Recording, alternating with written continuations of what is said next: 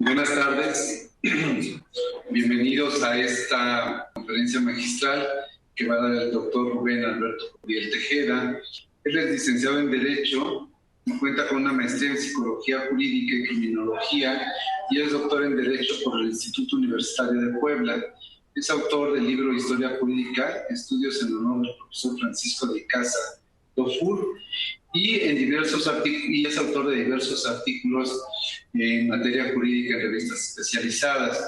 Pertenece al Seminario Interinstitucional de Historia del Derecho y la Justicia y ha sido comentarista en varios programas radiofónicos y ahora es coordinador de la maestría de Derechos Humanos en la Universidad de Puebla.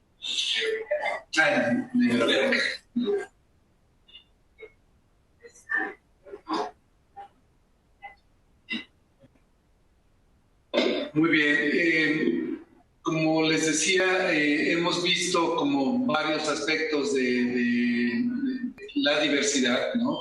En la mañana vimos desde los movimientos sociales, grupos indígenas y ahora vamos a ver otra dimensión, ¿no? Que vale la pena también observar, que es la dimensión institucional y todo lo que implica de alguna manera la reflexión desde este ámbito de lo jurídico de estos aspectos. Por la tarde tendremos otra que tiene que ver con la diversidad desde el punto de vista cultural y será el embajador de Bolivia quien nos hablará de este concepto de Estado plurinacional que como se define esta nación. Entonces, sin más, le pasamos la palabra al doctor Weber. Gracias. Buenas tardes a todos. Vamos a trabajar esto un poquito ágil. Tenemos una hora, es muchísima la información que traemos. Voy a tratar de obviar lo que es obvio. El tema en primera etapa se centra con algunas cuestiones de género, en específico de género, y después vamos a profundizar ya en el tema de diversidad sexual desde el punto de vista de los derechos humanos. Digo que la presentación tiene muchas letras, no vamos a leer todo, voy a explicar, lo pongo ahí porque vamos a dejar la presentación a los que les interese y ya puedan profundizar un poquito más en el tema. Bueno, aquí tenemos, ahí venía el tema de diversidad sexual. ¿Qué son los derechos humanos? Hoy por hoy, mucha gente piensa que conoce los derechos humanos, pero los derechos humanos van más allá de muchas de las conceptualizaciones que se creen o que se tienen. Yo me he encontrado a mucha gente que le dice, bueno, yo soy coordinador de la maestría de derechos humanos, y gracias a los derechos humanos toda la gente sale de la cárcel.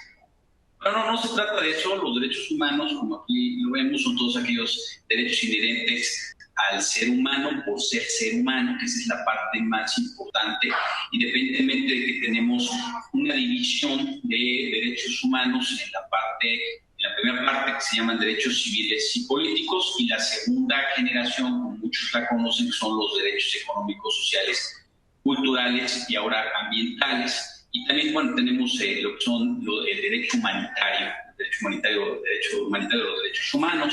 Entonces, ¿qué es lo importante acá? Lo importante acá es que en el año 2011 hay una reforma constitucional en materia de derechos humanos, que es el artículo primero, si gusta pasarle.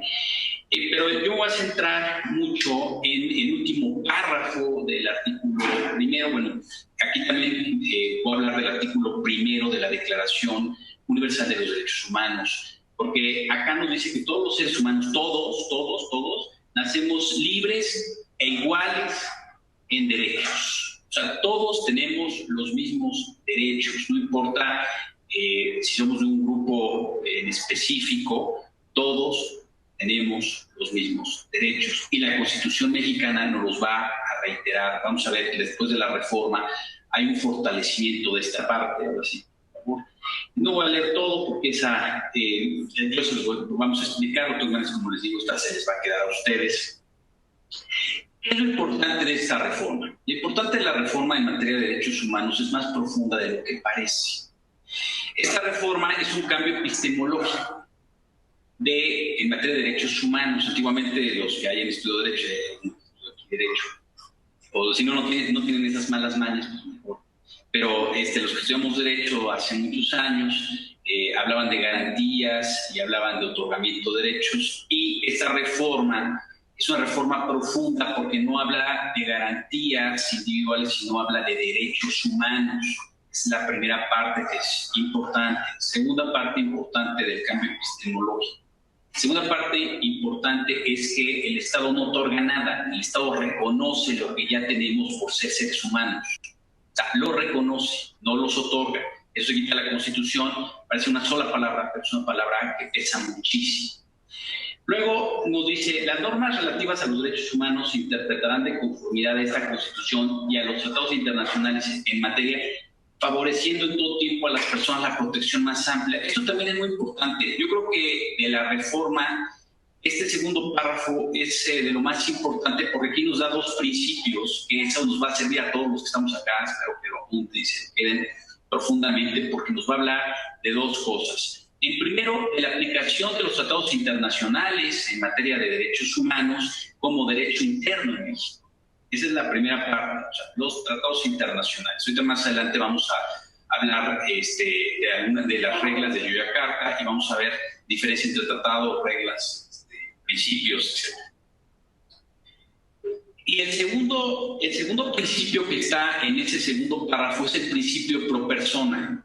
Ese principio pro persona rompió muchos paradigmas para los conocedores del derecho, porque ese principio pro persona dice: cuando hay dos leyes que se contraponen, o en la misma Constitución hay algo que se contrapone con otro, tenemos que hacer una ponderación de principios a partir de lo que le favorezca más a la persona o menos le perjudique. O sea, eso es oro molido, porque lo que nos está diciendo es: si tú tienes dos leyes y una te está perjudicando, tienes que hacerle caso, juzgador, tienes que hacerle a la que menos le perjudique a la persona. El centro de los derechos humanos es la dignidad de la persona. Vamos a verlo ahorita en un momento, después de esta explicación. Y el tercer párrafo también es muy importante, nos dice que todas las autoridades en el ámbito de sus competencias tienen la obligación de promover, respetar, proteger y garantizar los derechos humanos de conformidad con los principios de universalidad, interdependencia, indivisibilidad y progresividad. En consecuencia, el Estado deberá prevenir, investigar, sancionar y reparar las violaciones a los derechos humanos. ¿Esto qué nos dice? Que el Estado está para servir a las personas, no las personas al Estado. Otra cosa que nos dice esta parte es que todas las autoridades deben respetar los derechos humanos de todos, bajo esos principios que están ahí. ¿Sí? Entonces, aquí cambia. Antiguamente, antes de esta reforma, lo más importante era el Estado, el status quo del Estado. Hoy no. Hoy lo más importante somos las personas y la dignidad de nosotros. Y el último párrafo, bueno, bien el otro párrafo que no nos interesa, es el que me interesa mucho para iniciar prácticamente esta plática con ustedes. Nos dice: queda prohibida toda discriminación motivada por origen étnico o nacional, el género, la edad, las discapacidades, la condición social, las condiciones de salud, la religión, las opiniones, las preferencias sexuales, el estado civil o cualquier otra que atente contra la dignidad humana y tenga por objeto anular o menoscabar los derechos y libertades de las personas. Y a partir de esto, concatenado con la acción segunda, vamos a ver que en México debe de haber un cambio, porque todavía no lo hay. Vamos a ir profundizando en cuanto a toda la diversidad que hay, a todos los grupos, a todos los grupos, inclusive a los grupos originarios, a las mujeres como tal. Hoy por hoy tenemos un problema impresionante de feminicidios en el país. Pero esto lo pongo en la mesa para más al rato, igual en las preguntas. Tenemos otro problema que es mucho más grave y que está todavía invisibilizado, que son las muertes de muchas personas, por ejemplo, transgénero, que no quieren en un momento determinado las autoridades señalar como feminicidios. Entonces, vamos a ver que todavía tenemos una problemática. El Estado mexicano tiene que avanzar, tiene que ser incluyente para todos, porque hay situaciones que todavía, si bien es cierto, se avanza, en otros casos el Estado queda como que invisibiliza las cosas y no pasa nada, ¿no? Vamos a seguir trabajando. El tema es acá, bueno, les explico un poquito rápido. ¿Hay aquí algún abogado? ¿No? Para que les explique. ¿Sí hay abogados? ¿No? Bueno, ¿sí? Bueno. Lo pregunto para que les explique qué es esto, porque ustedes van a decir, bueno, ¿qué nos pone acá? Y si no, luego explicar al alumno. No. Bueno, esta que vemos acá es una tesis jurisprudencial. ¿Qué es esto? Una tesis jurisprudencial se puede decir, es parte de una jurisprudencia, de lo que va a ser una jurisprudencia. ¿Qué es una jurisprudencia? Una jurisprudencia son resoluciones que emite el Poder Judicial Federal. En este caso, esas resoluciones del Poder Judicial tendrían que ser 5 sin ningún en contrario para que sea jurisprudencia o por contradicción de tesis. Pero acá esto que vemos ya está transitando para ser jurisprudencia porque ya esta no es la primera tesis jurisprudencial, sino son varias. Esta es la más moderna. Estamos hablando que es desde el 18 de mayo de 2018, hace 15 días. ¿Y qué nos va a decir? Nos va a hablar de la dignidad humana. Para hablar de los derechos humanos no podemos hablar de ellos sin hablar de dignidad humana. Los derechos humanos están vinculados, el valor principal de los derechos humanos es la dignidad humana. Y acá vemos qué nos dice el Poder Judicial respecto a la dignidad. Dice, la dignidad humana constituye un derecho fundamental que es la base de los demás derechos humanos reconocidos constitucional y convencionalmente. Cuando hablamos de convencionalmente, estamos hablando de los tratados internacionales. México está obligado a observar los tratados internacionales en específico y todos los cuerpos jurídicos internacionales en materia de derechos humanos. Entonces, es muy importante porque la dignidad es el valor fundamental de los derechos humanos. No podemos entender a los derechos humanos sin la dignidad humana. Entonces, la segunda. Vamos a ver también. Esto esta parte la voy a tratar de pasar rápido porque es de género. Vamos a entender que la diversidad sexual se puede entender a partir de lo que es el género y el entendimiento de lo que es el género. Históricamente, quienes han luchado y ganado los espacios en una primera etapa pues fueron las mujeres. No podemos decir, no, es que las mujeres fueron quienes ganaron varios espacios. ¿Cuáles espacios ganaron las mujeres? El propio de género, el de la diversidad sexual y el de los niños. Sí, aunque nosotros no lo queramos ver, las mujeres ganaron el espacio del principio que se encuentra en la Constitución y en los tratados internacionales de lo que es el interés superior del menor o del niño. Ese lo ganaron las mujeres. Y en la diversidad sexual también, vamos a entrar en cuestiones, ustedes son sociólogos, de toda la parte femenina que hay y lamentablemente de la parte machista que todavía existe en el Estado, de la parte androcéntrica que existe en el Estado, que obviamente se han ido ganando espacios a partir de lo que es la lucha de género. Y acá nos dice el artículo 4, el varón y la mujer. Este es el artículo 4 de la Constitución. El varón y la mujer son iguales ante la ley. Esta protegerá la organización y desarrollo de la familia. Siguiente, por favor. Bueno, ahí pongo la Constitución, eso no nos importa tanto. Y vamos a ver que dentro de lo que se ha ganado en materia de derechos humanos, sobre todo de género en general, tenemos esta ley que es la Ley de Acceso a las Mujeres a una Vida Libre de Violencia. Y me permití tomar el artículo 5 de esta ley que nos dice, para los efectos de esta ley se entenderá por derechos humanos de las mujeres los derechos que son parte inalienable, integrante e indivisible de los derechos humanos universales contenidos en la Convención sobre la Eliminación de todas formas de discriminación contra la mujer, la Convención sobre los Derechos de la Niñez, la Convención Interamericana para Prevenir, Sancionar y Erradicar la Violencia de la Mujer, Belén do Pará, y demás instrumentos internacionales en la materia.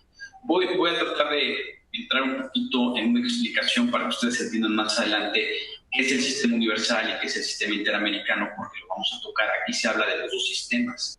El Sistema Universal de Derechos Humanos es la Organización de las Naciones Unidas y todas las dependencias que son de ella, por ejemplo, ONU Mujeres, por ejemplo, ONU Hábitat, por ejemplo, lo que es la ACNUR, que es el Alto Comisionado de las Naciones Unidas de Refugiados, la ACNUD, que es el Alto Comisionado de las Naciones Unidas en materia de derechos humanos. O sea, todo esta es parte del sistema universal, pero a nivel mundial tenemos otro sistema, decirlo de otra manera, que son los sistemas regionales, que son el europeo, el americano y el africano. Todavía no existe un sistema asiático por la cantidad de gente que hay en Asia, por la diversidad también cultural asiática. Está apenas empezando a gestarse un sistema árabe, pero todavía por su forma de pensar es muy complejo. Aquí en nuestro país, nosotros México pertenece al sistema interamericano. Esta explicación la doy porque más adelante vamos a ver los tratados internacionales específicos de diversidad sexual que existen y las opiniones consultivas. Entonces tenemos más o menos que tener el contexto. Aquí, por ejemplo, la CEDAW, que es la Convención sobre la Eliminación de todas las formas de discriminación contra la mujer, es del sistema universal, es decir, de la ONU, o sea, de todos los países del mundo. Pero, por ejemplo, el Belén do Pará es del sistema interamericano, ¿sí? A los dos México está obligado a hacerle caso. Y después vamos a ver qué es perspectiva de género. Perspectiva de género es una visión científica, analítica y política sobre las mujeres y los hombres. Se propone eliminar las causas de la opresión de género, como la desigualdad, la injusticia y la jerarquización de las personas basada en el género.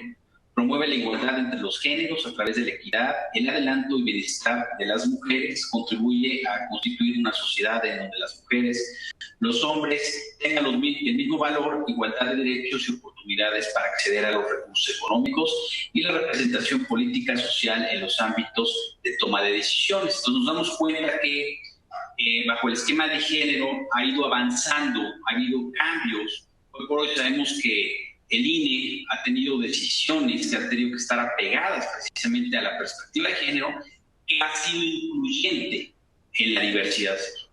Que falta mucho, porque ustedes van a decir, bueno, es que falta mucho. Pues sí, falta mucho, pero se han dado pasos, hemos ido, no se nos puede pagar la presentación, pues si no, nos metamos a capella. Se han ido dando pasos poco a poco para ser más incluyentes. Yo sé que falta mucho, pero se ha ido trabajando o hemos visto algunos cambios. Por lo menos, eso sí, todo lo que voy a decir aquí, lo digo de la parte jurídica. Una cosa es lo jurídico, porque en México tenemos leyes muy interesantes, pero cuando nos vamos al mundo real, al mundo social, nos damos cuenta que todavía no hay muchos avances. Eso también lo comento, que si hay algunas preguntas, me dicen, bueno, es que usted habla de la Constitución, pero se siguen violando derechos humanos. Pues sí, yo reconozco, soy luchador en materia de derechos humanos. La Universidad Iberoamericana siempre ha sido una universidad que lucha por los derechos humanos. Y bueno, yo reconozco esta deficiencia en nuestro país. O sea, estamos hablando de todo lo que hay pues, en la parte jurídica, pero reconozco que todavía falta mucho en la parte social. Vamos a ver cuáles son los tratados internacionales en materia de género. Nada más hago un poquito de recuento histórico. Se comienza la protección de las mujeres a nivel internacional, sobre todo con el tema de trata. Y va evolucionando, si nos damos cuenta, el tema de la represión de personas y menores, la trata de la explotación de prostitución ajena, etc. Si le pasamos a la siguiente, por favor. Que se apagó. Y bueno, tenemos se puede decir la más importante, que es la CEDAW, de la que habíamos estado platicando. Esta se da en el año de 1976, es un avance bastante importante porque ya habla precisamente de lo que es la violencia de género. Y posteriormente vamos a ver los tratados internacionales del sistema interamericano, que también en este sistema interamericano tenemos lo que es la Belén do Pará, que es una convención, un tratado internacional de 1992. Como les comentaba, México está obligado con ambos tratados. Voy a trabajar ahorita más adelante con algo que se llama jurisprudencia de la Corte Interamericana, en dos casos, uno sobre género, que es el caso, ese es en contra de México, es el caso algodonero en contra del Estado mexicano, que está relacionado con las muertas de Juárez. Lo vamos a trabajar ahorita. Y también vamos a ver otro caso que les puede interesar mucho, que es el caso Atala Rifo contra Chile. Es un caso también muy importante porque ese caso trata de diversidad sexual. Entonces, ambos casos son ganados en contra de sus respectivos países y pueden ser interesantes para el estudio de ustedes, de que la Corte Interamericana sí ha avanzado en estos temas, sí ha luchado por estos temas y sí ha dado resultados en estos temas. Voy a explicar más adelante en las preguntas cómo funciona el sistema interamericano ya aplicado y lo que se ha logrado en estos dos temas. La siguiente, si gusta. Aquí están el sistema interamericano, que ya saben ustedes cuál es el sistema interamericano, que está la Convención Interamericana sobre la Concesión de los Derechos Civiles de la Mujer, fue la primera, la Convención Interamericana sobre la Concesión de los Derechos Políticos de la Mujer, la Convención Americana para Prevenir, Sancionar y Erradicar la Violencia contra la Mujer, ese es el más importante, que es el Belén do Pará, y la Convención sobre la Nacionalidad de la Mujer. Para mí, yo voy a tocar la CEDAW y la Belén do Pará, son los más importantes para que México se apegue a ellos. Los otros son importantes, pero podemos decir que estos son los torales que, a partir de las sentencias de la Corte Interamericana, México ha tenido que cambiar su ley interna. De hecho, la ley de acceso a las mujeres a una vida libre de violencia se logra a partir de que González y otras se ganan en contra de México, es decir, el caso algodonero de las muertas de Juárez. Entonces, siguiente, por favor. Y bueno, aquí en nuestro país ya como leyes internas que han sido impulsadas a partir de la jurisprudencia de la Corte Interamericana son la Ley General de Acceso a las Mujeres a una Vida Libre de Violencia y la Ley General para la Igualdad entre Hombres y Mujeres. Estas dos leyes han sufrido reforma. Bueno, la segunda, de hecho, nace a partir de esta sentencia. Y la Ley General de Acceso a las Mujeres pues, tuvo un cambio muy importante. Voy a platicar un poquito cómo se da la jurisprudencia en la Corte Interamericana. A diferencia de la Corte Mexicana, del Poder Judicial Mexicano, en donde para que pueda hacer jurisprudencia se tienen que llegar a 5 tesis jurisprudenciales sin ningún contrario, o en su defecto que haya contradicción de tesis. En la Corte Interamericana no. En la Corte Interamericana se maneja de la siguiente manera. Voy a hablar un poquito del sistema interamericano para que lo entiendan. Cuando se identifica un caso de violación grave a derechos humanos o de violación a derechos humanos, los particulares no pueden ir directamente a la Corte.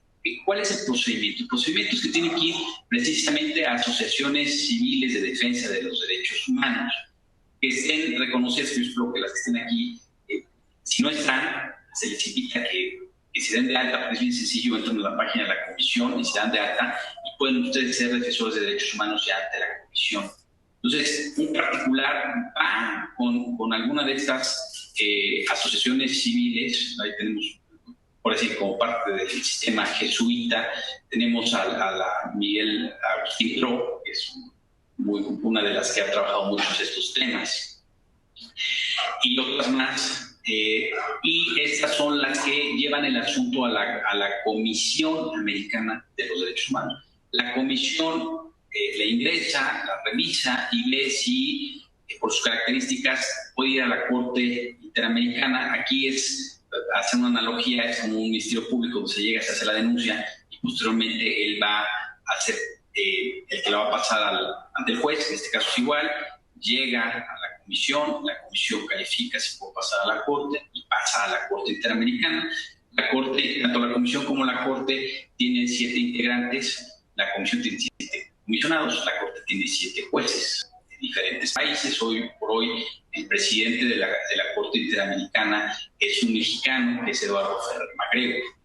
Entonces llega el caso y se conoce el caso. Cuando se dicta la sentencia, esa sentencia ya es jurisprudencia, o sea, se dicta una sola y es jurisprudencia, es obligatoria.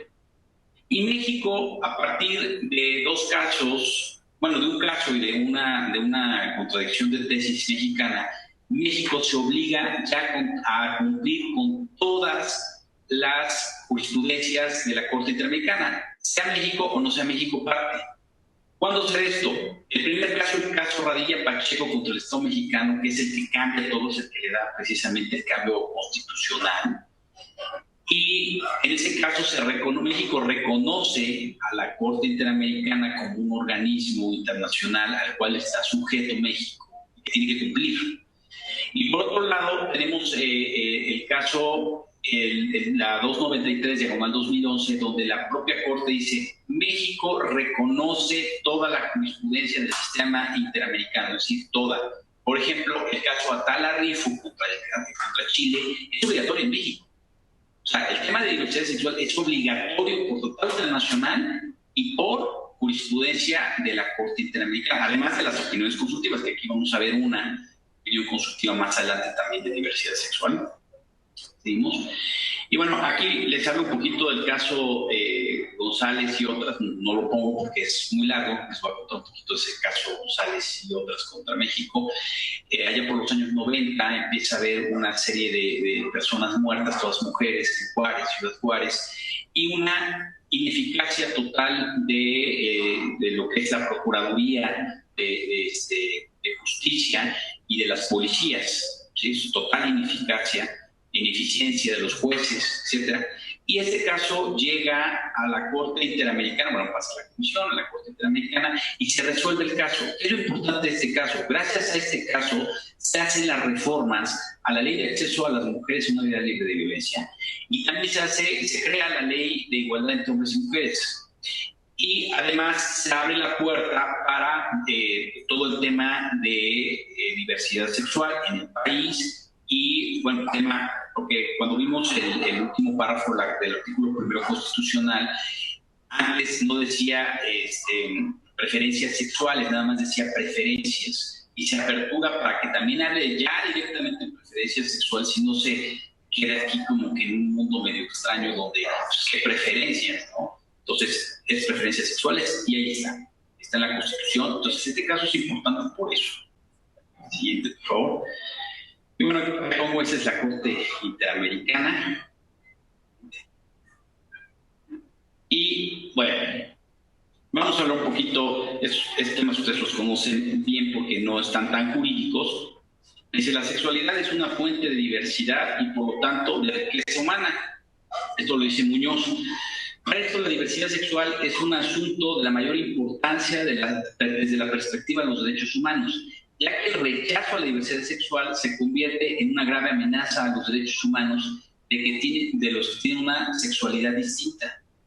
Es decir, aquí es al revés a un androcentrismo, ¿sí? Aquí es al revés, aquí es a mayor diversidad sexual, mayor respeto a los derechos humanos. Esa es la lógica, ¿sí? ¿Sí? Y bueno, acá hablo un poquito de esta parte de la diversidad sexual. Bueno, se trabaja un poquito el tema de cómo en el mundo se tenía como que, o se trataba como que de esconder la diversidad sexual. Tenemos el caso de Oscar Wilde, pues prácticamente se le juzga y se le lleva pues a que sea una persona pobre, se le quita todo su dinero por tener una preferencia sexual. Y tenemos otros casos, por ejemplo, hay un caso chileno histórico desde los años 80 del siglo antepasado, del siglo XIX, donde una pareja homosexual, una pareja gay, pues vive juntos y pues el vecino va y se acusa y los acusa como si fuera un delito. Y entonces ellos tienen que aventarse un cuento ahí de que, pues que no, que ellos habían tomado, que no sabían lo que estaban haciendo, o sea, no podían externar su diversidad sexual. Entonces van a decir, bueno, pero eso es el siglo XIX. Yo les digo algo, aquí en México es tan vergonzoso que la Suprema Corte de Justicia de la Nación, en el año 1969, o sea, yo soy de 72, o sea, hace apenas unos añitos, hace apenas 49 años, la Suprema Corte de Justicia de la Nación señalaba, les explico un poquito esto, los abogados. En derecho penal existen las agravantes y las atenuantes. ¿Qué son ambas? Las atenuantes hacen como que menor la pena de un delito y las agravantes lo agravan, es decir, lo hacen más grave.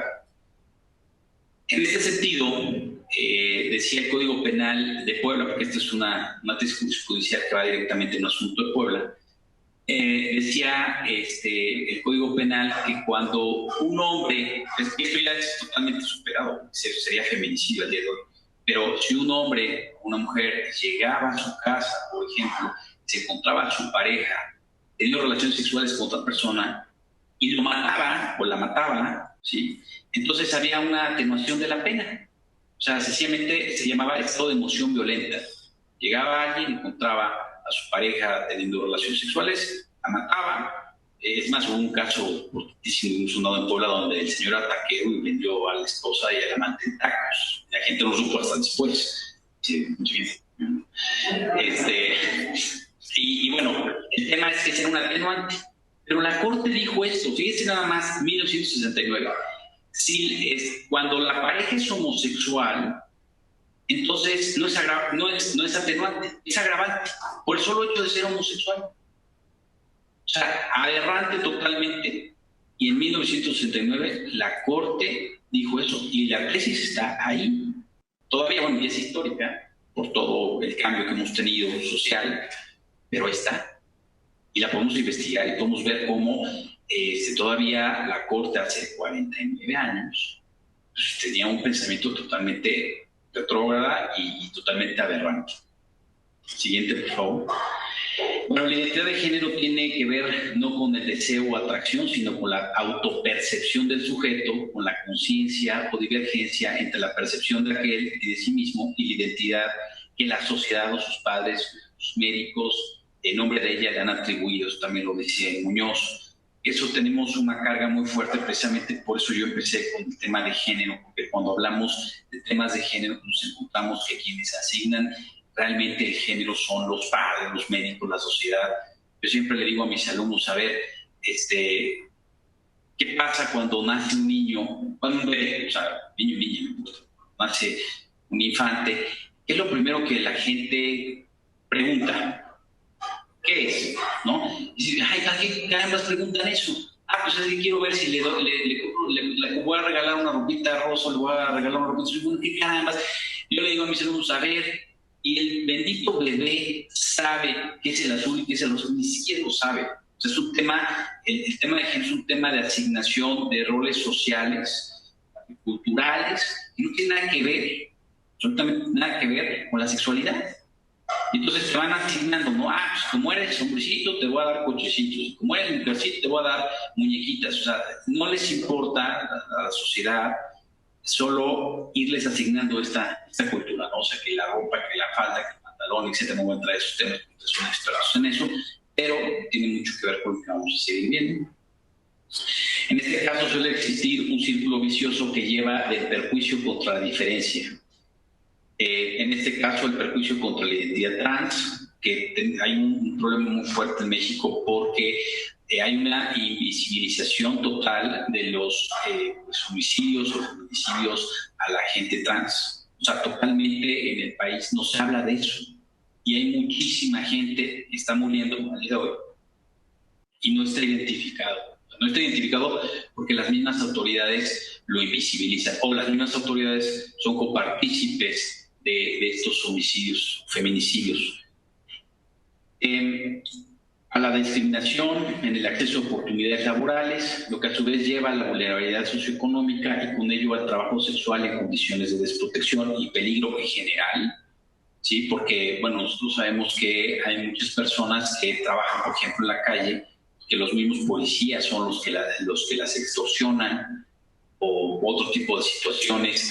Les comento, muchas veces estas personas tienen que trabajar actividades sexuales y los mismos clientes las matan. Y no hay, socialmente todavía está muy reprimido, todavía se necesita avanzar, se necesita reconocer. Ahorita vamos a ver que hay unos principios internacionales y opiniones consultivas que dicen, a ver, esto tienes que ser tu Estado y tienes que reconocer que existe diversidad sexual, no te puedes hacer tonto ni estar haciendo como que no existe, porque es un problema social fuerte. Siguiente, por favor.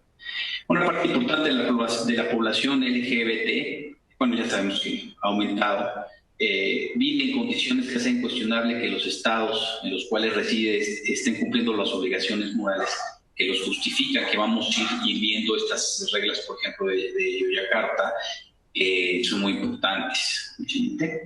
La criminalización de las conductas homosexuales cuya revocación es de reciente o incluso recientísima data es reflejo de una mentalidad histórica que, como ya lo evidencia Bentham, hace siglos transforma la diferencia en un motivo de odio, escarnio y negación. Todavía en nuestro país, todavía en las redes sociales, ahorita no me lo muevo porque es importante esos datos. No, sí, es bueno tomar esos datos. Todavía ayer en las redes sociales estaba una discusión de que si México era un país solamente clasista o era un país realmente se me fue la palabra, racista. Se está bajando o es un país racista. Bueno, la realidad de las cosas es que México es uno de los países más racistas del mundo. Racistas, no clasistas. Hoy por hoy se trata de invisibilizar también a la gente afrodescendiente. Hoy por hoy la gente afrodescendiente está tratando de defender su lugar. Hoy por hoy la gente de grupos originarios está tratando de defender sus tierras, sus costumbres, su cultura, porque en este país, todos somos morenitos acá, pero tal parece que todos fueran güeritos. O sea, todos, mucha gente sigue teniendo esa situación donde si eres muy blanco, y esto es cierto, lo que voy a comentar es cierto, hay empresas que hoy contratan a gente solamente por su color de piel, no por sus capacidades, no por sus competencias, por su color de piel. Y una de esas es de señor Carlos Slim. O sea, si tú llegas y eres blanquito, de ojos verdes y cabello amarillo, pues entonces estás contratado. Pero si tú no tienes esas características, pues te hablamos. A ver cuándo. Y la realidad es que en nuestro país la mayor parte de los mexicanos somos morenos. Entonces, sigue sucediendo en el país. Digo, el tema de género más, el tema de diversidad sexual más. O sea, se van sumando las restricciones que van poniendo a las personas para poder ingresar a un trabajo. Esto que dice acá, ser homosexual aún es delito en 72 países y en 8 se castiga con la pena de muerte. O sea, todavía hoy por hoy tenemos un discurso de Putin donde criminaliza la diversidad sexual al día de hoy. ¿Sí? Y bueno, ahí vemos los países que están en rojo son donde hay pena de muerte. Si vemos pues, Rusia, sí se castiga, pero no está totalmente en rojo. Los países africanos sí están en rojo y algunos países del Caribe también están en rojo al día de hoy. ¿Sí? Los grupos de diversidad sexual deben contar no solo con la protección efectiva de su seguridad por parte del Estado, sino que también deben de gozar de la autonomía para decidir sus modelos de vida, pudiendo acceder a instituciones como el matrimonio y la paternidad-maternidad, que nuestra tradición cultural revisten una importancia innegable. Y bueno, hoy por hoy, en ese caso, no estoy hablando de voy a defender a la Corte, pero sí, la Corte sí en México ha avanzado mucho más que los legislativos de los estados. Oye, por ejemplo, en un estado una ciudad que está a 120 kilómetros de acá, que es la ciudad de Puebla, no pudieron en 6 años discutir el tema del matrimonio igualitario. No pudieron, o sea, no les da la cabeza para poder discutir. O sea, hoy por hoy la Corte mexicana tiene que salir al quite de la diversidad sexual y decir, ¿saben qué? Sí, tú tienes que casar a personas del mismo sexo, tienes la obligación como Estado. Pero ¿qué pasa acá? Ustedes que no son abogados que tendrán este problema. Si quieren ustedes llegar a tener un matrimonio igualitario, tienen que irse a juicio de amparo. O sea, tienen que ir con el juez del registro del Estado Civil. El juez del registro del Estado Civil les tiene que negar el matrimonio, tienen que irse a un amparo, obviamente gastar en un abogado, ganar ese amparo, y entonces hasta ese momento, sí lo van a ganar, sí lo van a ganar porque hay jurisprudencia de la Corte de Contradicción que obliga a las autoridades a hacerlo, lo van a ganar. Sí, el problema es que ustedes no se van a poder casar cuando quieran, se van a tener que casar hasta que el Poder Judicial Federal, con un juicio de amparo, les diga, ¿los casas o estás incurriendo en una responsabilidad penal? Porque sí, el juez del registro del Estado Civil incurre en una responsabilidad penal si no acata lo que dice la Corte. Igual en el caso de la adopción de parejas homosexuales o que adopten a un niño, lo mismo. O sea, pueden solicitar la adopción, hacer todo el trámite, se las van a negar. Sí, aquí a 120 kilómetros, nosotros a Tlaxcala es lo mismo, y si vamos a cualquiera de los estados que rodean la Ciudad de México, es lo mismo. Tienes que ir al amparo, ganar el amparo, y entonces ya vas a poder tener tu derecho humano de hacer lo que hace cualquier persona. O sea, tu derecho humano, es tu dignidad. Siguiente, por favor. En varias resoluciones de la Asamblea General de las Naciones Unidas se ha pedido a los estados que garanticen la protección del derecho a la vida de todas las personas que estén bajo su jurisdicción y que se investigue rápido y concienzudamente todas las muertes, incluidas las que sean motivadas por orientación sexual y la identidad de género de la víctima. Esta es una resolución de la Asamblea General, es la 67-168. Aquí el problema es la invisibilización del Estado. Porque vuelvo a lo mismo.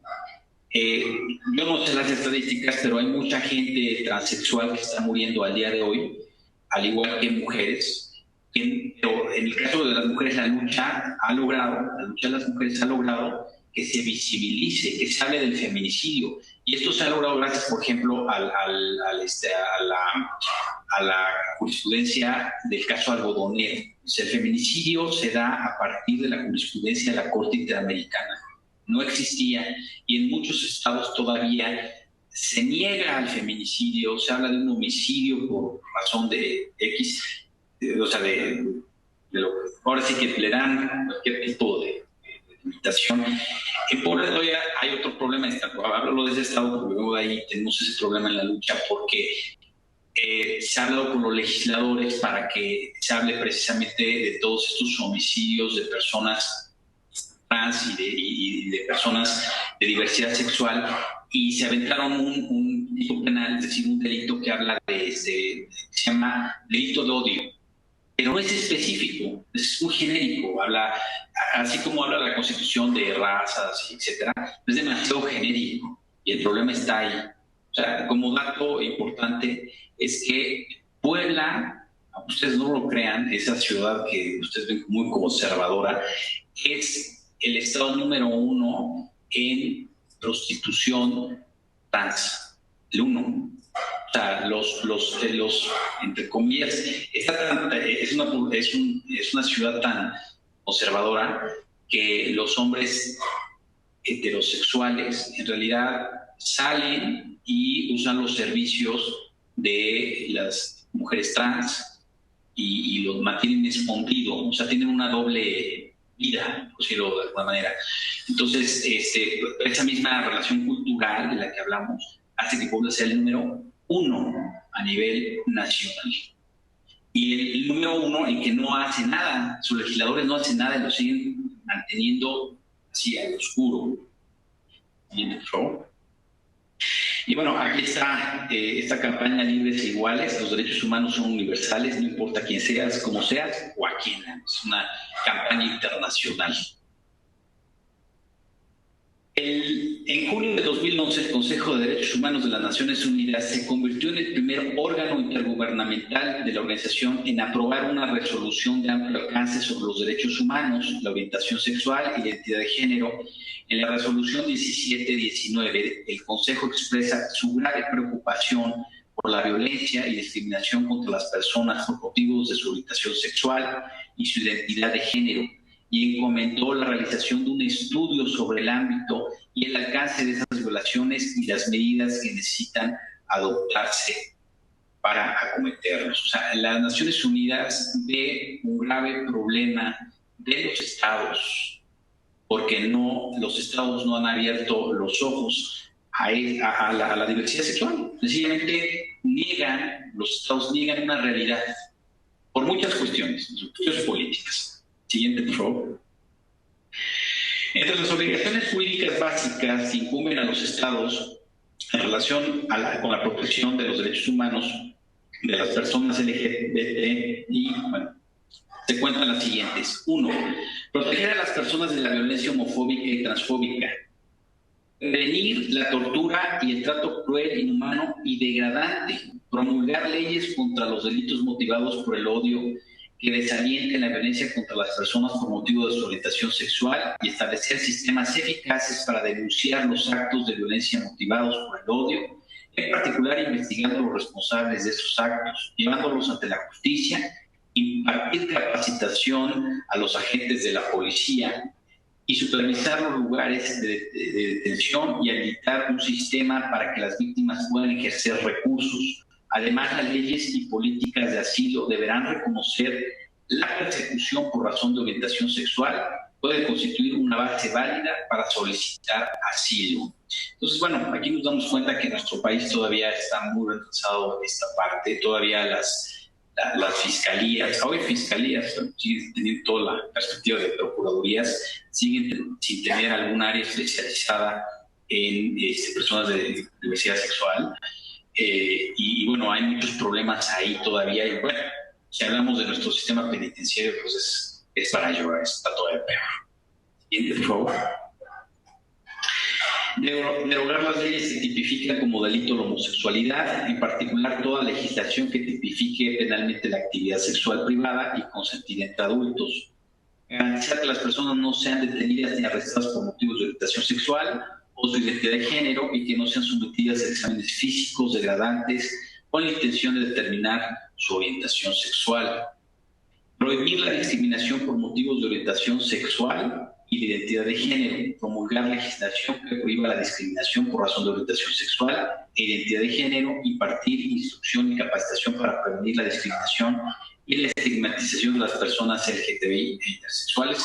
Esto es muy importante. Hoy por hoy la ONU sí está está dando capacitaciones. Yo personalmente doy capacitaciones por parte de la ONU a policías para temas de género y de diversidad sexual. Muchas veces las policías no están capacitadas y entonces no tienen conocimiento de cómo tratar ni siquiera temas de violencia familiar. Así, a ese grado. Entonces se tienen que capacitar y la ONU está preocupada por eso y lo está haciendo. Sí lo está haciendo. Bien. Salvaguardar la libertad de expresión, asociación, reunión pacífica de todas las personas LGBT y velar porque cualquier restricciones a esos derechos, incluso en los casos que esas restricciones tuviesen por objeto cumplir una finalidad legítima y fuesen de un alcance razonable y comedido, no sean discriminatorias por razón de orientación sexual e identidad de género, promover una cultura de igualdad y diversidad que abarque el respeto a los derechos de las personas. Y acá vamos a hablar de sus principios son muy importantes. Voy a platicar un poquito los estados internacionales para que veamos la importancia de esto y todavía lo que falta por hacer aún a nivel internacional. Tenemos diversos tipos de documentos internacionales. Tenemos lo que son las declaraciones, lo que son los tratados, lo que son los pactos, que son las convenciones, que ustedes van a ver todas estas diferencias. Yo te voy a explicar cuáles son. Lo que son los protocolos, lo que son las reglas, lo que son los principios. Bueno, a nivel internacional, ¿cuáles son obligatorios? ¿Cuáles no son obligatorios? Los únicos que son obligatorios son los tratados, pactos y acuerdos internacionales y protocolos. Cuando nosotros veamos que es un tratado internacional o un protocolo y que ha sido firmado y ratificado por México, esos son obligatorios.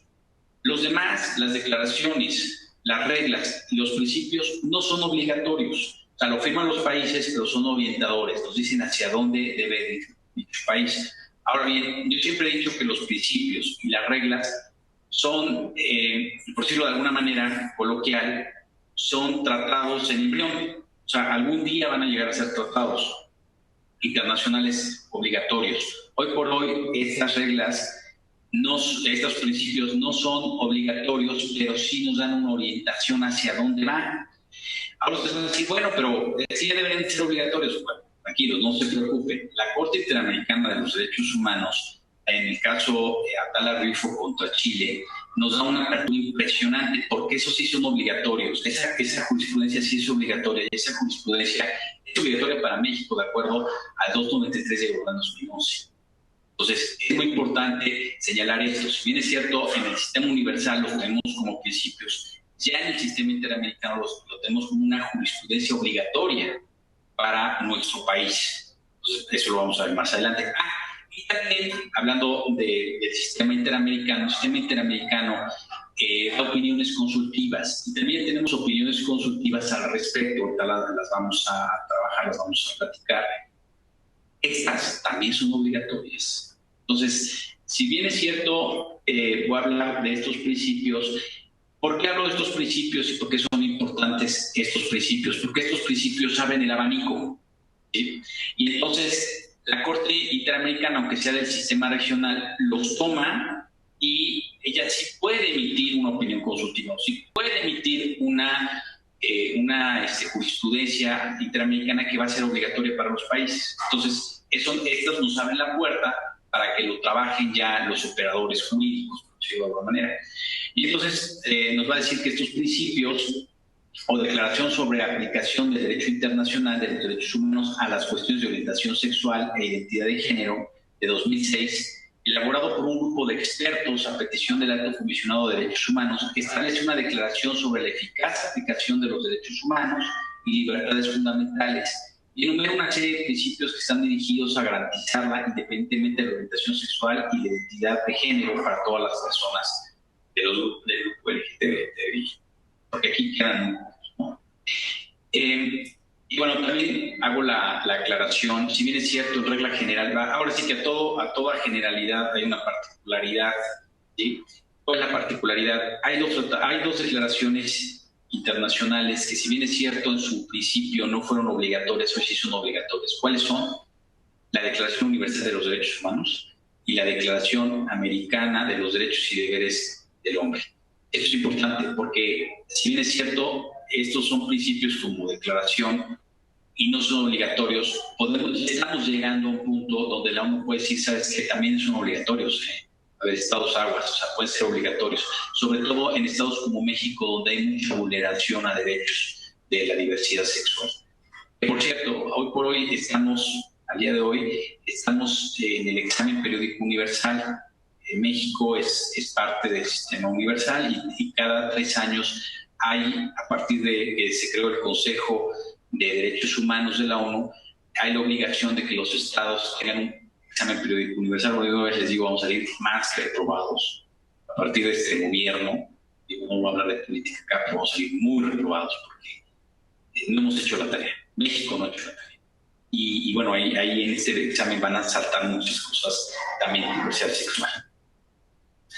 Y bueno, aquí están los principios de Yogyakarta. Y bueno, son los principios sobre la aplicación de la legislación internacional de derechos humanos en relación con la orientación sexual e identidad de género. Es una iniciativa. ¿Cómo vamos? ¿Bien? Vamos bien. No vayan a decir que deporte, ¿no? Vamos a ir viendo los principios. Estos principios tienen una relación directa con la Declaración Universal, nada más que con el tema ya directamente de orientación sexual y de diversidad sexual. El derecho al disfrute universal de los derechos humanos. Todos los seres humanos nacen libres e iguales en dignidad y derechos. Por eso para mí es muy importante entrar el tema de dignidad. No podemos entender a los derechos humanos sin entender la dignidad. Los seres humanos de todas las orientaciones sexuales e identidades de género tienen el derecho al pleno disfrute de todos sus derechos humanos. De todos. Los derechos a la igualdad y a la no discriminación. Todas las personas tienen derecho al disfrute de todos los derechos humanos sin discriminación por motivos de orientación sexual o identidad de género. Todas las personas tienen derecho a ser iguales ante la ley. Tienen derecho a igual protección por parte de la ley sin ninguna de las discriminaciones mencionadas, ya sea que el disfrute de otro derecho humano también esté afectado o no. La ley prohibirá de toda discriminación de esta clase y garantizará a todas las personas la protección igual y efectiva contra cualquier forma de discriminación de esta clase. Como comentario acá yo les diría, ¿qué nos hace falta? Legisladores que tengan fuerza para proponer, así como hay una ley de acceso a las mujeres a una vida libre de violencia, se debe de, yo recuerdo si algún día algunos de ustedes ya se han diputado, grupos sociales impulsan esto, una ley de acceso a una vida libre de violencia, de diversidad sexual. Eso es a lo que se tiene que llegar, es a lo que se quiere llegar, ¿sí?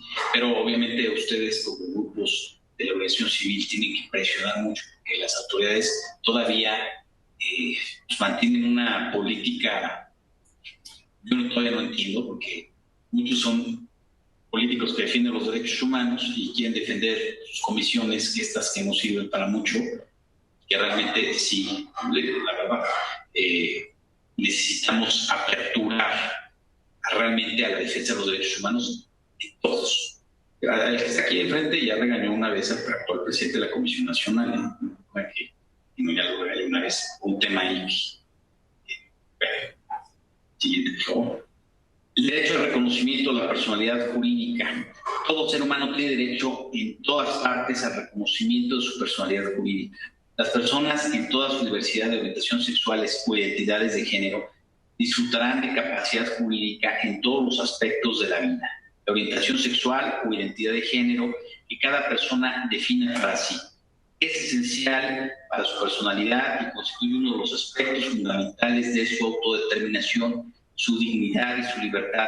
Ninguna persona será obligada a someterse a procedimientos médicos, incluyendo la cirugía de reasignación de sexo, de esterilización o la terapia hormonal, como requisito para el reconocimiento legal de su identidad de género. Ninguna condición como el matrimonio, la maternidad o paternidad podrá ser invocada como tal con el fin de impedir el reconocimiento legal de la identidad de género de una persona. Ninguna persona será sometida a presiones por ocultar, suprimir o negar su orientación sexual o identidad de género. Esto es muy importante porque en el caso Atala Rifo contra el Estado de Chile, les cuento un poquito el caso para que veamos de qué se trata. Esta mujer, Atala Rifo, es una mujer que en la primera etapa de su vida se casa con un hombre, tienen 2 hijas y posteriormente, bueno, ella decide casarse con una mujer y obviamente se van al litigio de la patria potestad de los hijos, bueno, de las hijas, perdón, y en una primera etapa en el Estado de Chile le niega la guardia y custodia de sus hijas única y exclusivamente por su preferencia sexual. Única y exclusivamente por su preferencia sexual. Atala Rifo llega hasta la Corte Interamericana y ¿qué dice la Corte Interamericana? No. O sea, Atala Rifo tiene derecho a la guardia y custodia de sus hijas y eso no tiene nada que ver, o sea, no hay una relación lógica entre la guardia y custodia y la preferencia sexual. O sea, son cosas totalmente aparte. Entonces, se da este caso, se gana y este caso es obligatorio también para México. Perdón. Derecho a la vida. Gracias. Muchas gracias.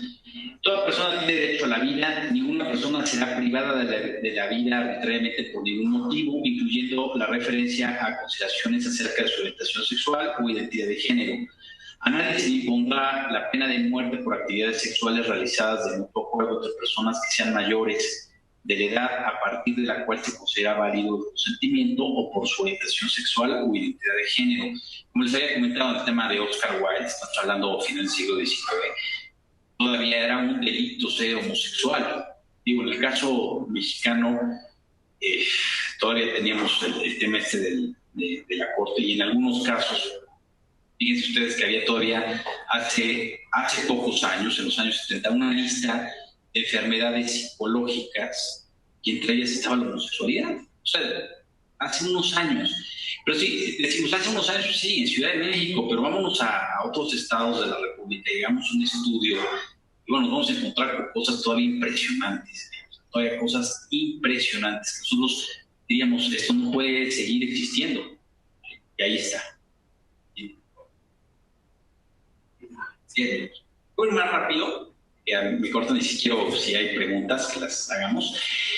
Bueno, derecho a la seguridad personal, independientemente de la orientación, todos tenemos derecho a esa seguridad personal, el derecho a la privacidad, independientemente de la orientación sexual, todos tienen ese derecho a la privacidad y obviamente independientemente de cualquier situación. Siguiente, por favor, para que nos veamos más rápido. El derecho de toda persona a no ser detenida arbitrariamente. Volvemos al tema. Muchas personas trans pues tienen que trabajar ofreciendo sus servicios sexuales y pues la realidad de las cosas es que son víctimas de la represión por parte de las fuerzas policiales y bueno, de la extorsión y obviamente de detención. O sea, todavía detienen a las personas. Es muy diferente el tema de trata del tema de servicios sexuales. Si una persona por mutuo propio quiere dar servicios sexuales y otra persona los quiere adquirir, por decirlo de alguna manera, tiene todo el derecho. ¿Sí? Otra cosa es la trata de personas, porque ahí sí no hay voluntad. ¿Sí? Siguiente. El derecho a un juicio justo, igual, independientemente de la orientación. El derecho de toda persona privada de su libertad a ser tratada humanamente. El derecho de toda persona a no ser sometida a torturas ni penas o tratos crueles, inhumanos y degradantes. Obviamente, por su orientación todavía en la actualidad hay personas que son detenidas y en las fiscalías pues son sometidas a tratos crueles, inhumanos, degradantes por su sola orientación. El derecho a la protección contra todas las formas de explotación, venta y trata de personas, esa sí es otra cosa. O sea, cuando hay un grupo que explota a una persona sin su voluntad a realizar actividades sexuales, es delito. Cuando una persona decide realizar actividades sexuales de mutuo propio, ese no es delito. Sí, para que, porque luego dicen, no, ¿qué es lo que sucede? Se trata de hacer delincuente a una persona que está ofreciendo su servicio sexual por sí mismo, pero bueno, es un tema que ahorita, si bien las preguntas la hacen, ahí lo platicamos. Derecho al trabajo, que este es bien complicado.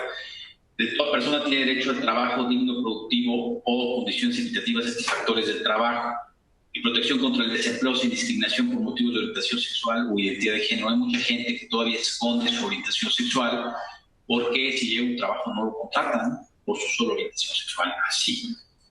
Y usted va a decir, ¿por qué? Pues porque así está. Si estamos hablando que todavía en este país te contratan por tu color de piel, lo demás es eso.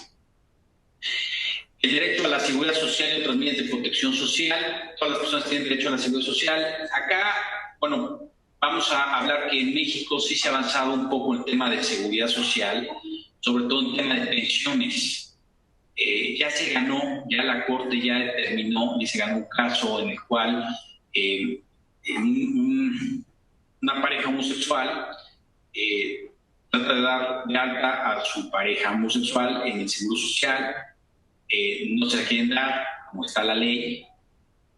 Resulta que fallece uno de ellos y la otra persona hace los trámites y no le quieren dar la seguridad social, se va al juicio de amparo, gana el juicio de amparo y la Corte dice, no, a ver, tú tienes que dar la pensión porque obviamente no tiene nada que ver la preferencia sexual con la seguridad social. O sea, todos tienen derecho, ya sea quien sea. Derecho a un nivel de vida adecuado. Pues obviamente esto tiene mucha relación. ¿Por qué me centro mucho con las personas trans? Porque, bueno, a diferencia de los homosexuales, que muchas veces tienden a esconder su sexualidad para un trabajo, pues los trans se les hace mucho más difícil, es mucho más complejo. Y entonces ellos se vuelven más vulnerables porque obviamente tienen una necesidad económica y las necesidades económicas las tienen que resolver, pues obviamente teniendo ir hacia otro tipo de actividades económicas. Entonces ahí es donde pues, muchas veces el nivel de vida pues tiende a verse afectado. Y bueno, el tema, por ejemplo, de los homosexuales que quieren entrar a un trabajo y abiertamente hablan de su homosexualidad, a veces pues, también tienen un problema ahí para que nos contraten, sobre todo si los jefes son de algún tipo de retrógrados, pues. El derecho a una vivienda adecuada está relacionada con el tema de seguridad social, que ya la Corte, pues, obviamente, al aperturar la seguridad social, pues también habla del tema de la Infonavit. El derecho a la educación, toda persona tiene derecho a la educación sin discriminación alguna basada en la orientación sexual o identidad de género y con el debido respeto hacia ellos. Y eso tendría que ser en todos los ámbitos, inclusive en los infantiles, donde algunos ya niños ya reconocen su identidad y a veces son rechazados por las mismas autoridades de la escuela, o en su efecto de padres homosexuales, donde pues la escuela no quiere aceptar a sus hijos porque son homosexuales. Eso es algo que totalmente igual tiene que ir cambiando su tema cultural y de educación. El derecho al disfrute del más alto nivel posible de salud, que viene en relación también con seguridad social. Protección contra abusos médicos, que es otro tema. El abuso médico parece que no es un tema que se da muchísimo en las mujeres, se da muchísimo también en personas con orientación sexual diferente. Ninguna persona será obligada a someterse a ninguna forma de tratamiento, procedimiento de exámenes médicos, psicológicos, ni a permanecer confinada en un establecimiento médico por motivo de su orientación sexual o su identidad de género, con independencia de cualquier clasificación que afirme lo contrario. La orientación sexual y la identidad de género de una persona no constituye en sí mismo un trastorno de salud y no deben ser sometidos a tratamientos o atenciones médicas suprimidas. Aquí esta parte es lo que decíamos hace rato. Todavía había una lista donde decía es que una enfermedad sexual es de la homosexualidad. O sea, eso ya está fuera, ya no se debe dar. Ustedes viven en Ciudad de México. Ciudad de México es mucho más abierta, pero hay todavía ciudades del interior de la República que tienen muchos problemas para entender la diversidad sexual. El derecho a la libertad de opinión y expresión, igual este es un derecho amplio. El derecho a la libertad de reunión y asociaciones pacíficas, igual tienen derecho a hacerlo. Que si me voy, como son 29 artículos y me queda poco tiempo, una disculpa. Sí, están, ustedes los pueden bajar en la página de la ONU, nada más los voy a decir. De hecho, esto es lo corto, porque viene una explicación mucho más amplia que les puede servir muchísimo a ustedes para un trabajo de investigación más profunda. El derecho a la libertad de pensamiento y conciencia y religión, el derecho a la libertad de movimiento, derecho a procurar asilo, siguiente por favor, el derecho a formar una familia, que sí me voy a detener ahí porque es bien importante. Toda persona tiene derecho a formar una familia con independencia de su orientación sexual o identidad de género. Existen diversas configuraciones de familias. Ninguna familia puede ser sometida a discriminación basada en la orientación sexual o identidad de género de cualquiera de sus integrantes. Yo aquí me voy a detener, voy a hacer un anuncio. Creo que yo hago un estudio del matrimonio, de la historia del matrimonio. Yo soy historiador del derecho, un estudio de la historia del matrimonio desde 1828 hasta la actualidad. Obviamente toco el tema del matrimonio de diversidad y bueno, aquí toco todo. Yo les recomiendo estar en la revista Dique número 22, se lo pueden bajar del internet y les va a abrir muchas cosas para ver también que la cultura ha ido evolucionando y que realmente muchos estados están detenidos en el siglo XIX. Yo se las recomiendo. Yo estoy haciendo un tema del divorcio. El derecho a participar en la vida pública. Todas las personas que sean ciudadanas usarán del derecho a participar en la conducción de los asuntos públicos, incluidos el derecho a postularse a cargos electivos y a participar en la formulación política que afecte su bienestar. Yo lo voy a decir aquí abierto y lo pongo en la mesa. Hay muchos políticos que esconden su sexualidad, muchísimos políticos que profesores, bueno, sí, alumnos, sí, esconden su sexualidad, inclusive están casados. Todo el mundo sabe que son homosexuales, podrían decirlo abiertamente, pero la presión política y social está fuerte, cultural, etcétera, que no aplican este derecho. Sencillamente, en México todavía, para que haya, como en Luxemburgo, un primer caballero, pues ha tardado como 200 años, ¿no? El derecho a participar en la vida cultural, el derecho a promover los derechos humanos, derecho a recursos y resarcimientos efectivos, Esto es muy importante. Toda víctima de una violación de los derechos, incluso una violación basada en orientación sexual, tiene el derecho a recursos eficaces, adecuados y apropiados. Yo doy una cátedra que es cátedra de acceso a la justicia, y bueno, lo pongo en la mesa. En México no somos un país, un Estado de Derecho. No lo somos. Nos falta muchísimo para hacerlo. Ya de ahorita las preguntas pueden preguntar por qué y les explico. Responsabilidad de toda persona cuyos derechos humanos sean violados, incluyendo los derechos a los que hace referencia a estos principios, tienen derecho a que las personas directas o indirectamente responsables de dicha violación, sean funcionarios públicos o no, se les responsabilice con sus actos de manera proporcional a la gravedad de su violación. Es decir, los funcionarios públicos que violen derechos humanos a cualquier persona en general, en específico a personas con una orientación sexual diferente a la clásica, por decirlo de alguna manera, tienen responsabilidad. Siguiente. Y aquí es la opinión consultiva, si quieren tomar nota, muy importante para algún estudio más profundo. La opinión consultiva OC 2417 de 24 de noviembre de 2017, que solicitó Costa Rica, sobre identidad de género e igualdad y no discriminación a parejas del mismo sexo. Esta está súper interesante porque viene todo el tema de matrimonios de personas del mismo sexo, de adopción, el derecho a formar una familia, toda esa parte, el derecho al acceso a la justicia, pronta, expedita, etc. Siguiente, por favor. Bueno, aquí lo puse, este es un simbolito. Siguiente, por favor. Este es el caso que les comento, que también es muy interesante que se lean, o sea, el resumen, que es el caso Atala Rifo y Niñas contra Chile, que se da en la sentencia del 24 de febrero de 2012. Ya está.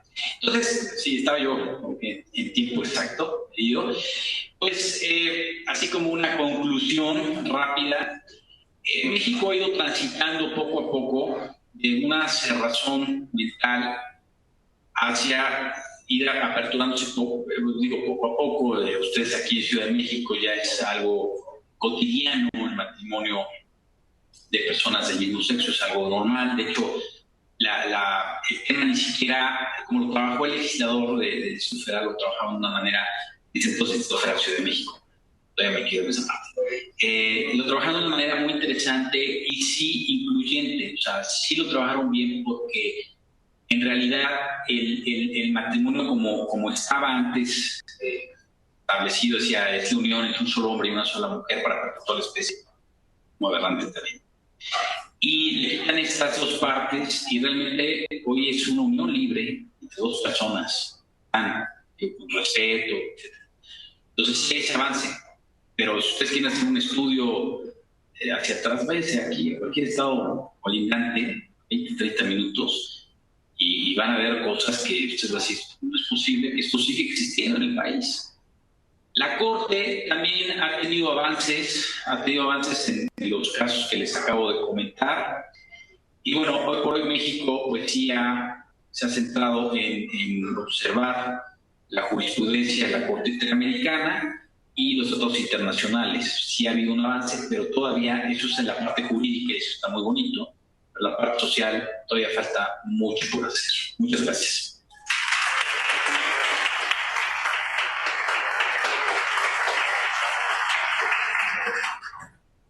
Muchas gracias al doctor Rubén Alberto Cubiel por esta conferencia y tenemos un espacio para preguntas, comentarios, que creo que la ponencia ha dado para bastante, así que si alguien quiere comentar algo.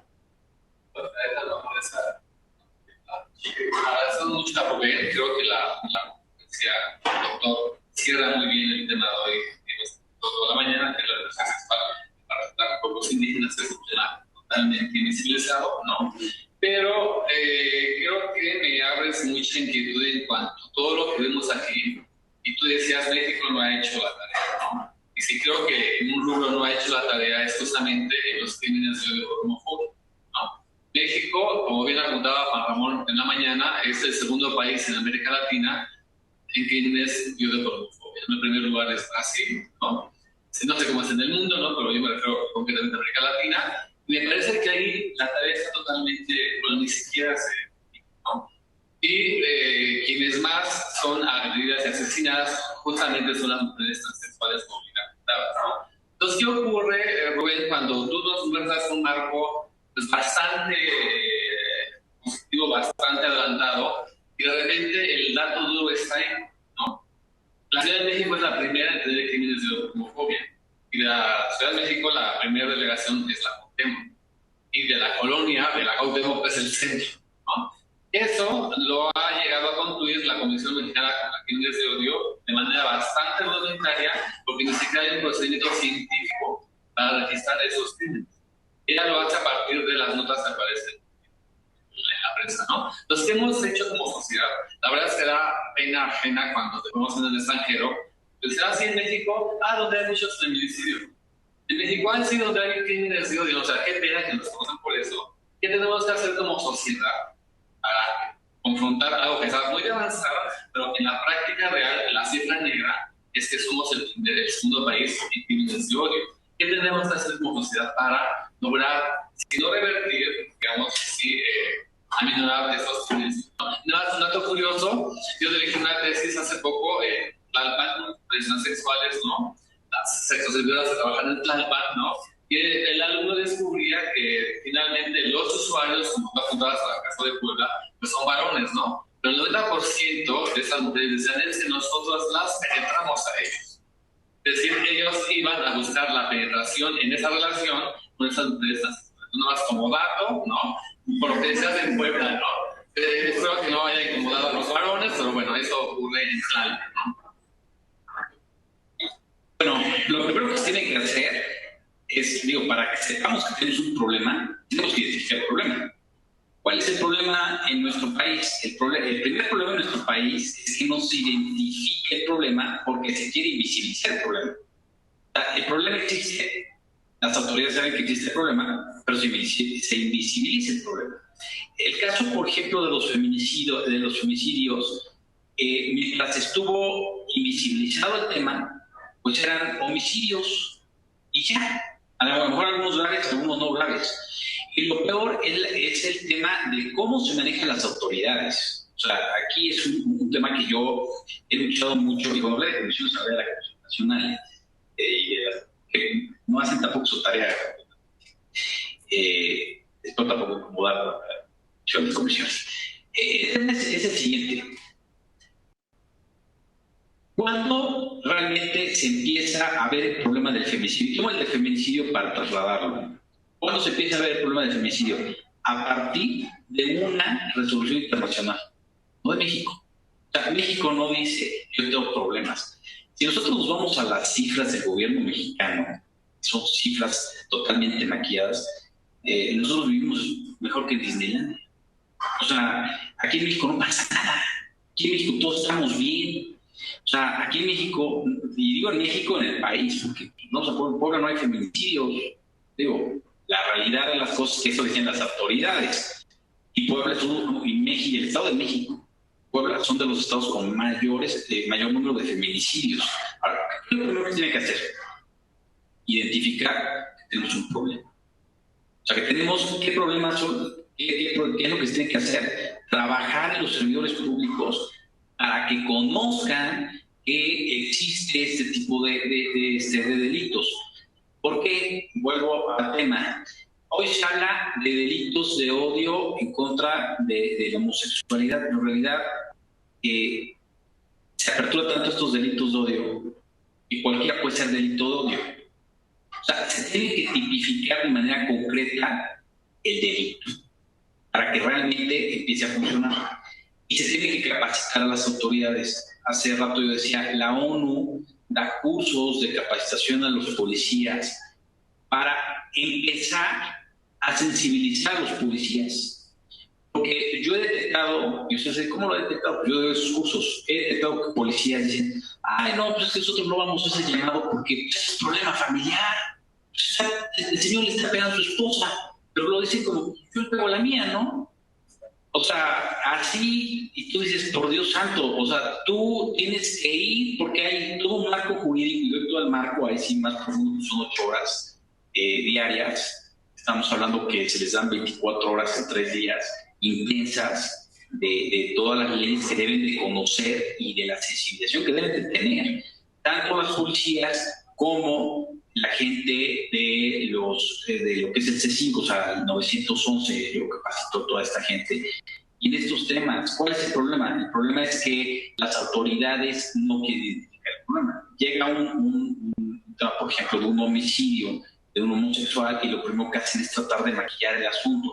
Ah, no, es que pasó porque es que ellos se matan entre ellos. Eso lo digo, así lo dicen las autoridades. Entonces, ¿qué es lo primero que tiene que hacer? Sensibilizar a la autoridad. Paso número 1, reconocer qué es lo que está sucediendo en el país. O sea, de entrada, reconocer qué es lo que pasa en la delegación Cuauhtémoc, qué es lo que pasa en el centro de México y tener números reales. ¿Qué sucede? Estas cifras las debería dar la Fiscalía del Estado, no las da. Entonces, se toma de manera demasiado empírica. Pues, del periódico que llegó y estamos viendo periódicos que yo he hecho investigaciones así, que ni modo se tienen que hacer, sobre todo en violaciones de derechos humanos, es bien complejo hacer investigación. Entonces, tenemos que hacer, los que hacemos investigaciones de este tipo, tenemos que hacerla demasiado empírica. O sea, yéndonos a periódicos, yéndonos a revistas, yéndonos a este tipo de notas, porque se vuelve lo mismo si visibiliza. O sea, para el Ministerio Público, cuando llega uno de estos delitos, pues para ellos es más fácil decir, bueno, lo voy a investigar como un homicidio normal, me quito de problemas, y yo lo paso en carpeta y pues hay que sigue la investigación normal. Hay otros temas donde, las mismas autoridades están coludidas con cierto tipo de paradigmas y con gente que no quiere hacer ver esto, sobre todo las autoridades de más alto. Ese sería mi identificar el problema y sensibilizar, capacitar a las autoridades. Porque el marco jurídico está ahí, ¿cómo se aplica? Sí. Preguntas, pero una que me llamó mucho la atención. Hay una propuesta jurídica interesante y que creo que probablemente uno de los pasos sea sensibilizar a las autoridades, pero me pregunto qué tanto tendríamos que sensibilizar a la sociedad. Y la otra cosa es que si la policía o el sistema jurídico podría seguir de oficio, por ejemplo, a estas clínicas que aseguran que van a curar la homosexualidad. Se está cometiendo un delito con respecto a esta legislación, ¿no? Y hay otra serie de instituciones, ¿no? Incluida la propia Iglesia, que de momento empieza a sancionar o a proponer, digamos, medidas de sanción. ¿De qué manera la ley podría resolver eso? Pero hace rato señalaba yo, México no es un Estado de Derecho, es un Estado de leyes. El problema es que nosotros podemos seguir aumentando las leyes y a lo mejor eso no da un resultado. Tenemos el caso del feminicidio. Se detecta el feminicidio gracias a una resolución de la Corte Interamericana, se presiona a México para que identifique el feminicidio, pide la ley de acceso a las mujeres a una vida libre de violencia, se tipifique como tal el feminicidio, pero eso no ha bajado el feminicidio. O sea, los números de feminicidios en el país son alarmantes, como decías hace rato. O sea, la gente en el extranjero dice, vienes del país de los feminicidas, ¿no? O sea, casi te ve como tú eres feminicida. Entonces, el tema sí, por ejemplo, todas estas clínicas que hablan de estas mentiras, de que se va a curar algo que no sé por qué curar, es otra cosa, no es una enfermedad. Pues sí, en ese caso yo considero que sí, dentro de la ley, dentro del mismo código, sí se debería de darle seguimiento a estas clínicas y bueno, que hubiera sanciones contra ellas. Y por otro lado, lo que muy bien decías, el tema de sensibilizar a la sociedad. O sea, porque si bien es cierto, tenemos que sensibilizar a las autoridades. Hace rato tocaba el tema de... es un tema un poquito delicado a lo mejor para algunos, pero lo voy a contar. Resulta que en una escuela en Puebla, un niño le dice a otro, estamos hablando de niños de 8 años, que quiere hacer la felación. y pues el niño va y le cuenta a su mamá, y entonces la mamá se espanta, va a la escuela y solicita la intervención de la escuela. Aquí volvemos al tema ese de no está, o sea, la sociedad no quiere ver lo que existe, así de sencillo. Entonces, ¿qué pasa? Bueno, también ellos, la pareja homosexual, había escondido la homosexualidad, es decir, siempre iba el papá por el niño, siempre estaba con el niño, pero las maestras no conocían a la mamá. Y entonces resulta que pues era una pareja homosexual. Ya cuando llegan, pues prácticamente al niño lo expulsan de la escuela, una situación que el niño no tiene la culpa. Y entonces llega el GIF.